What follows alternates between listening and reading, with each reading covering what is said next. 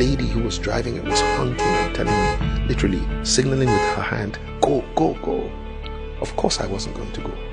I wouldn't go, even if I could, but I wouldn't. And finally, when the light turned green and we turned onto another major intersection, this lady drove up behind me and she started to frantically, as she wound down her glass, said to me in a language that I understand, Yoruba, "Ori owe, ori owe, ori owe."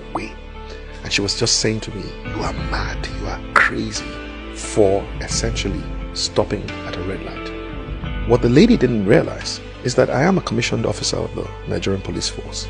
And literally, it's unlikely that anybody would have arrested me as a policeman simply because maybe I went past the light. But I would not go past that red light, not because I'm scared of being arrested, but for the very simple reason that, number one, I fear God. Number two, I love Nigeria and I love the people of this nation. Number three, this is the most important one, I do have a respect for the law. That respect for the law is a respect that I have chosen to give the law because of my values.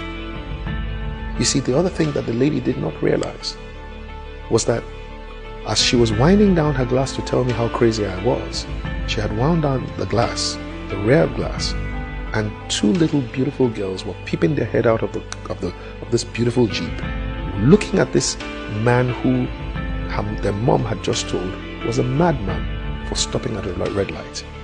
And you see, basically what had happened was they had just gone through their first driving lesson, 5-year-old and 8-year-old girl, and they just learned from their mom that anyone who stops at a red light is crazy. This is essentially how we have confused a generation. And I'm sure you know that there was a time when there was a generation that knew what was right from wrong and chose to do what was right. And somehow they passed on the wrong signal to the next generation.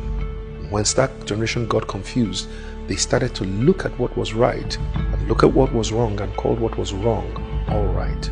You know, the word all right comes from two words, altered right. It used to be wrong, but somehow now it's altered right. It's all right.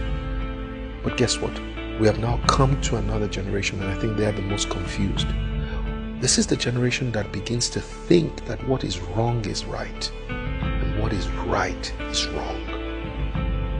And so we have to go to a place where we restore not only our values, but we put it back, the right values, into the consciousness of our people.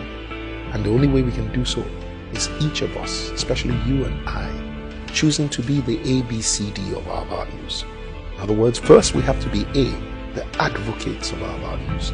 We have to be the proponents of these values. We have to go out and literally on behalf of the values tell people what we stand for.